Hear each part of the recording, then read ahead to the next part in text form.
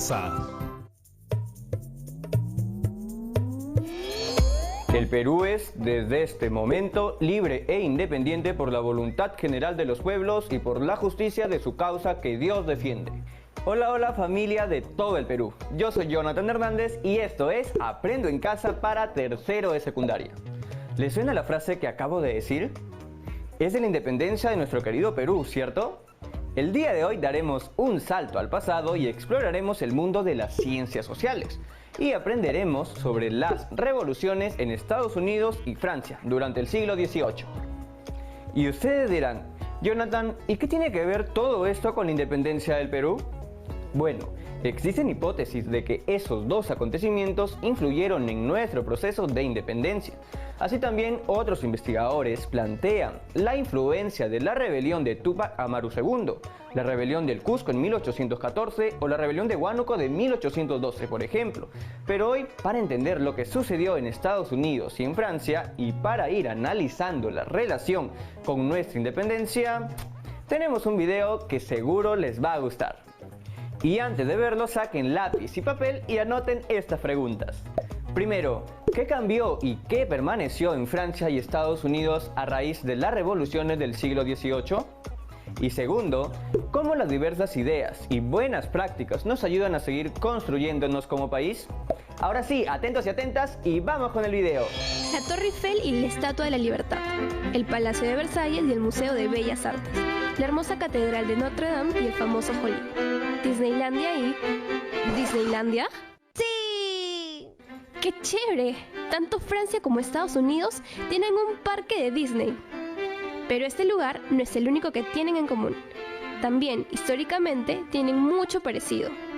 Porque es en estos países donde surgen dos grandes revoluciones políticas que desatan una serie de transformaciones en el mundo a finales del siglo XVIII. Veamos primero lo que ocurrió en Estados Unidos. En el siglo XVII, los países europeos buscaban expandirse, conquistar nuevos territorios y así formar colonias en otros lugares. Esto fue lo que ocurrió en el país yanqui. ¿Sabes qué país colonizó a Estados Unidos? Mira estos colonos. Esa bandera ya la debes de haber visto antes. Sí, son ingleses. Resulta que en el año 1607 surgen las 13 colonias en Norteamérica. Te explico. Este es el nombre que se ha dado históricamente a los territorios que colonizó el Reino de Gran Bretaña en la costa atlántica de América del Norte. Los primeros colonos ingleses llegaron aquí, al estado de Virginia. Pero con el pasar del tiempo, la población fue aumentando más y más. Así que se expandieron y fundaron muchas otras colonias dependientes de la corona británica. Veamos en qué lugares se posicionaron estas 13 colonias.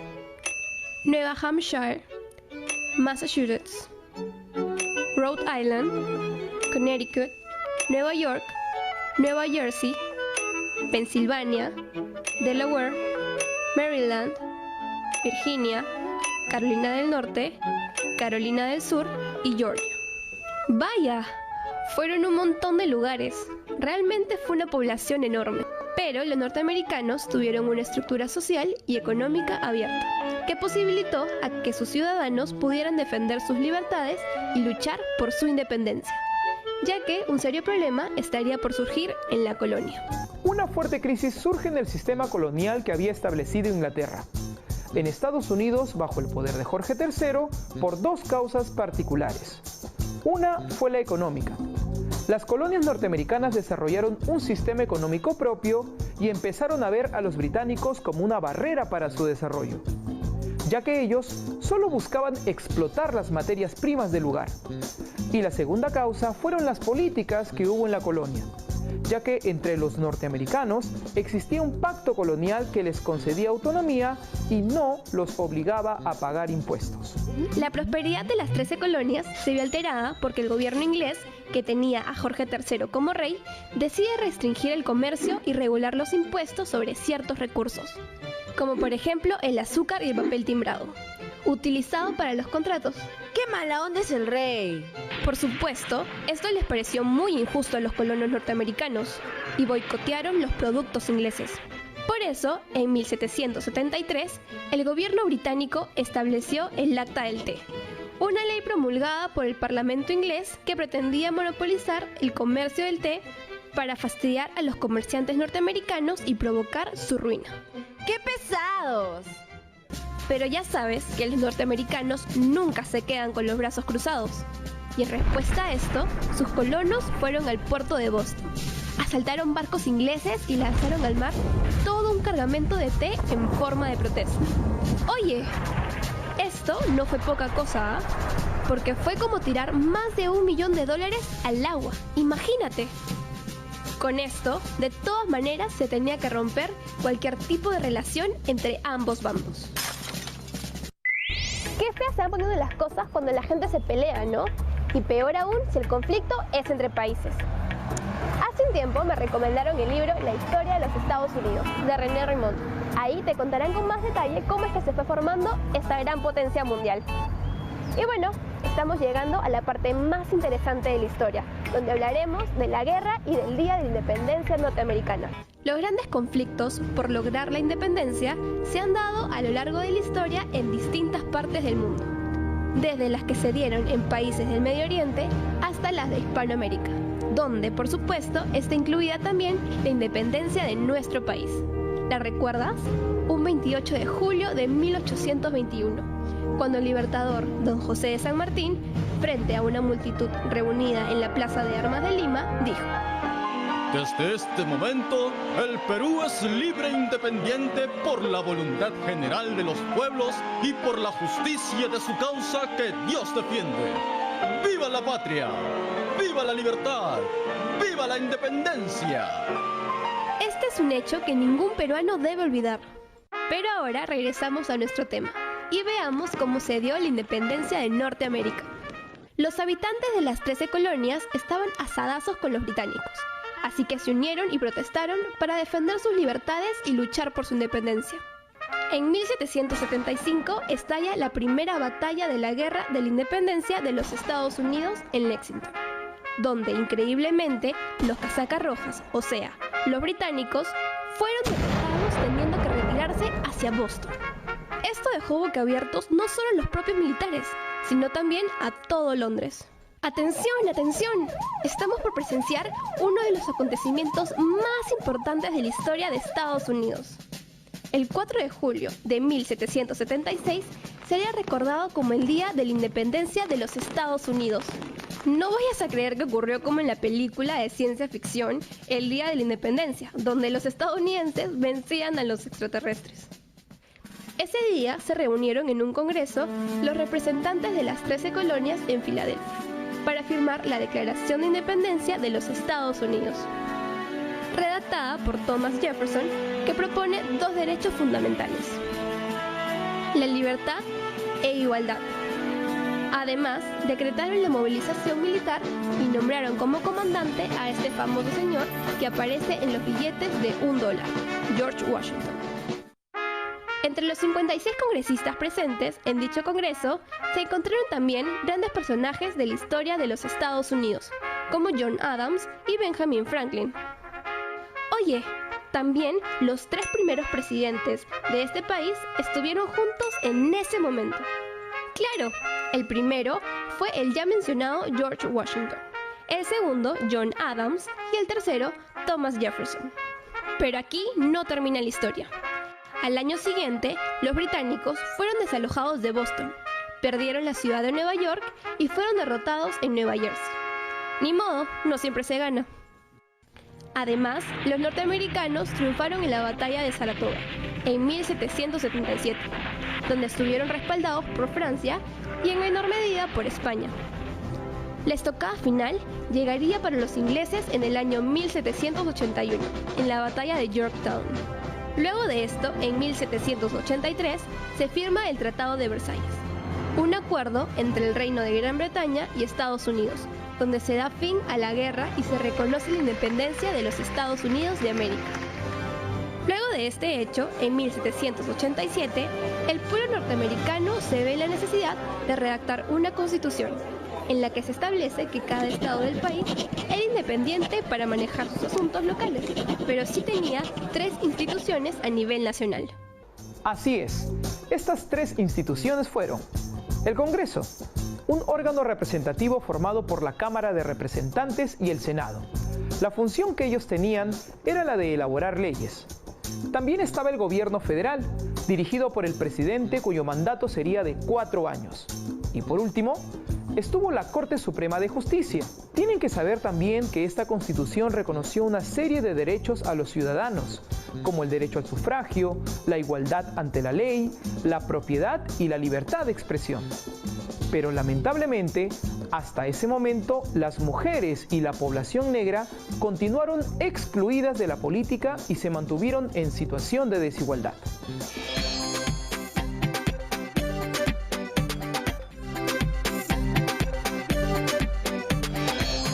Anteriormente vimos la gran revolución que se dio en Estados Unidos para lograr su independencia.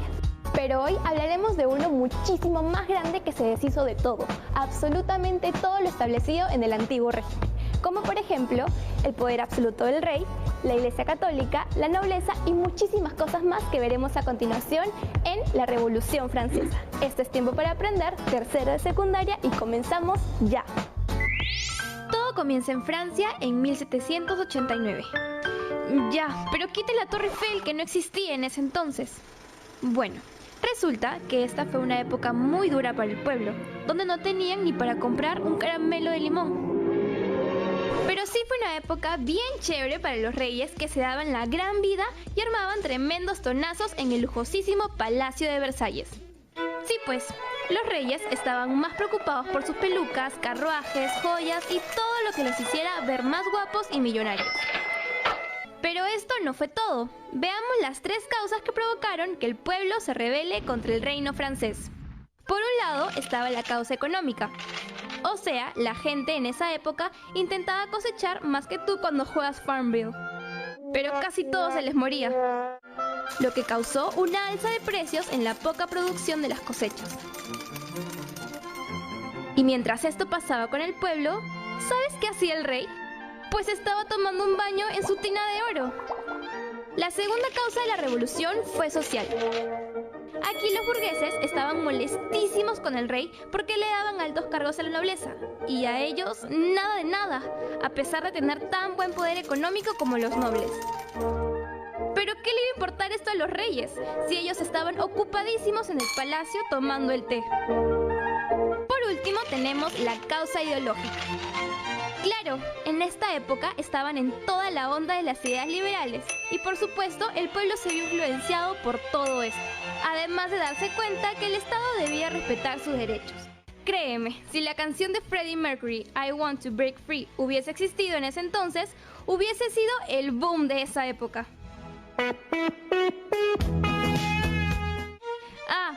Pero mientras el pueblo estaba con todas las ideas liberales rondando por sus cabezas, ¿sabes qué hacía el rey?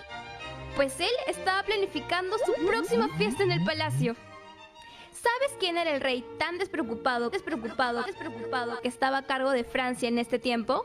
Antes de decírtelo, veamos por orden cronológico a los reyes que gobernaron Francia a partir del siglo XVI hasta antes que estalle la revolución en el siglo XVIII.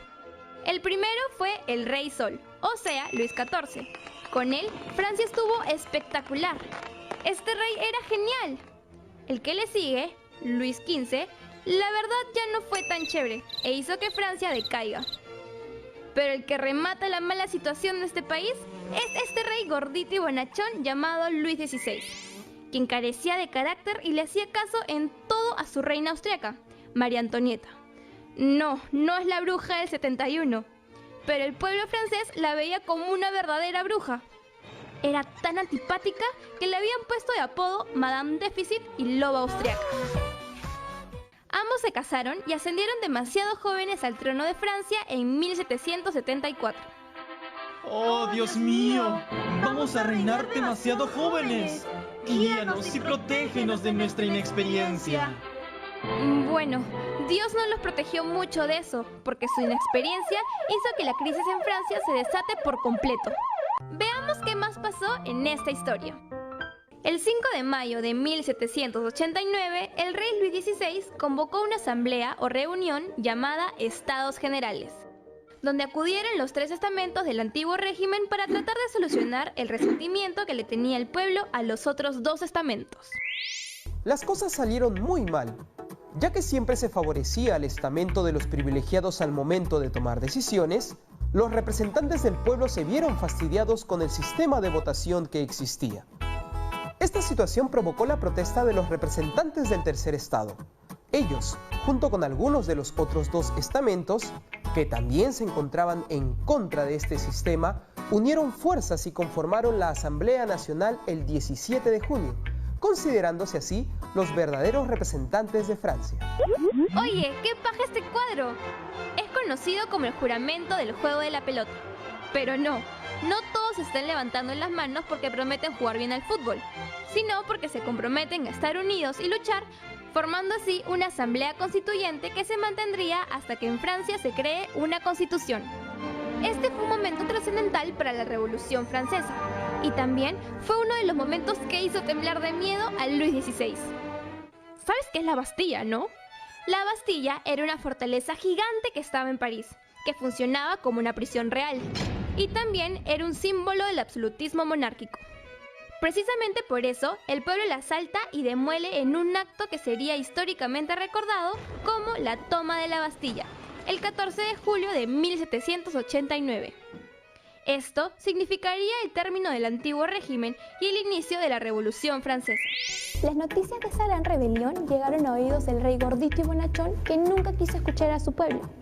Es así que surge uno de los diálogos mejor conservados a lo largo de la historia entre Luis XVI y un mensajero. ¿Es una revuelta? ¡No, señor! ¡Esto es una revolución! París era un verdadero caos. Pobre Luis XVI.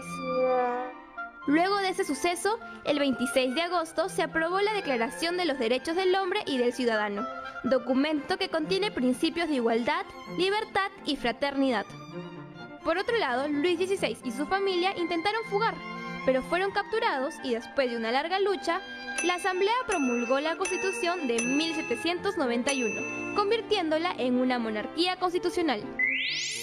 A partir de 1792, la revolución entró a una fase de radicalización y acabó con lo poco que quedaba del antiguo régimen.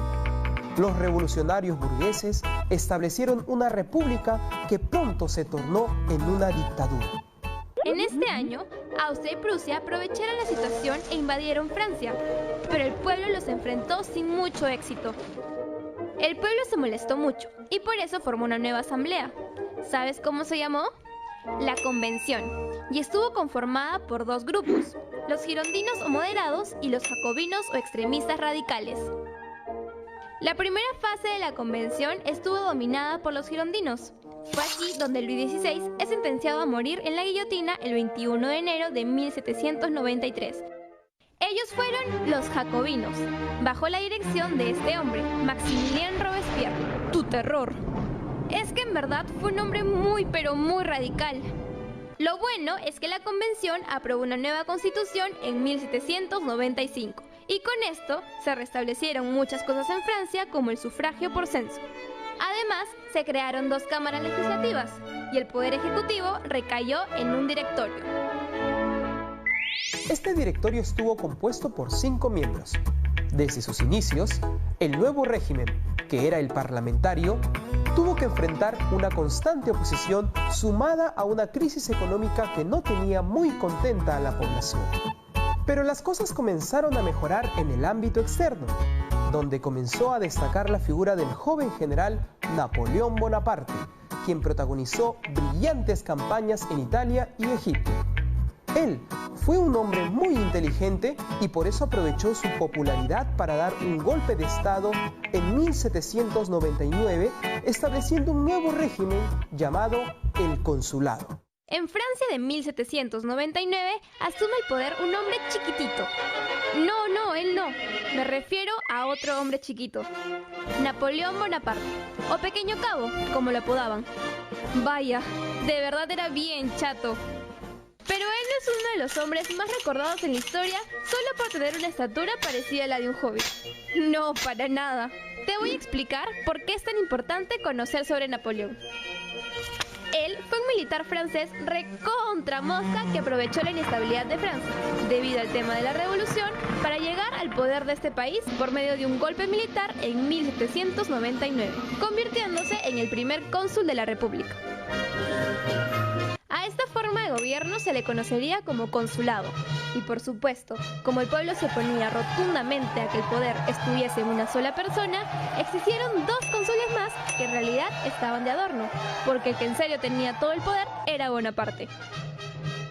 Como esto ocurría, ya sin Roche, Napoleón es designado como cónsul vitalicio en 1802.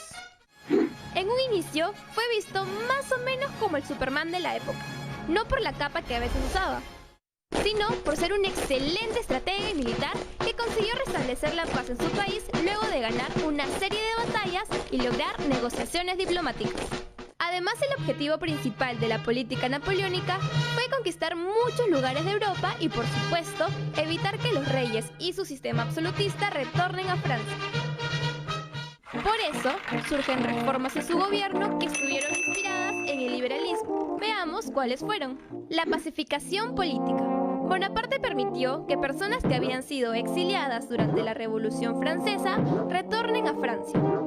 Y también optó por tener un gobierno inclusivo y se apoyó en un equipo que incluía tanto a personajes vinculados a la revolución como antiguos funcionarios de la monarquía. Aplicación de reformas económicas. Estas reformas volvieron a Francia un modelo centralista. Se buscó reestructurar las finanzas públicas y por eso crearon el Banco de Francia y con él una nueva moneda, el franco germinal. Normalización de las relaciones con la Iglesia. Napoleón quería que su gobierno y la Iglesia se reconcilien. Por eso, en 1801, firma un concordato con el Papa Pío VII, en el que reconoce el rol de la Iglesia en el Estado francés y también fomenta la tolerancia hacia los mismos. También debemos mencionar la elaboración del Código Civil. Es este código uno de los motivos por los que más se le recuerda al pequeño cabo, ya que en él se defendieron los derechos a la propiedad, a la libertad individual y a la igualdad ante la ley, así como la reglamentación del matrimonio civil y el divorcio. Profe, ¿qué opinan sobre estas reformas? De hecho, las reformas que impuso Napoleón estuvieron buenas, pero así como lo veían aparentemente inofensivo y bonachón, impuso una dura represión contra sus opositores y la prensa. Oye, mira, parece que Napoleón está pensando algo. Yo debo tener todo el poder de mi imperio. Yo debo controlar todo. Yo y solo yo. Sí, Napoleón se estaba empezando a convertir en una persona autoritaria. Todo quería hacerlo él y solo él. Por eso, mejor decide autoproclamarse como emperador en 1804. Ah, y por supuesto, también corona a su esposa Josefina. Pobre pueblo francés, sale de un sistema absolutista para entrar en una dictadura, en la que se gobernaba prácticamente de la misma forma. Acabamos de ver y escuchar sobre las revoluciones del siglo XVIII, las causas y las motivaciones que las impulsaron y sobre algunas batallas y acontecimientos importantes. Recuerden que cuando las ubicamos en el tiempo, la independencia de Estados Unidos se dio por el año 1776 y la Revolución Francesa en 1789. Claro que cada una tiene todo un proceso, así como el proceso de nuestra independencia. Seguro que ahora ustedes estarán preguntando, ¿qué tiene que ver todo esto con lo que pasó en nuestro país? ¿Cuánto nos habrá aportado esos procesos históricos en la independencia? Bueno, estas preguntas nos llevan al reto del día de hoy, justamente que es hacer un ensayo en el que respondan a la siguiente pregunta. ¿Qué cambió y qué permaneció en Francia y Estados Unidos a raíz de las revoluciones del siglo XVIII? El ensayo debe incluir tu postura o hipótesis, las ideas que sustentan tu postura o hipótesis y tu reflexión sobre cómo las diversas ideas y buenas prácticas nos ayudan a seguir construyéndonos como país.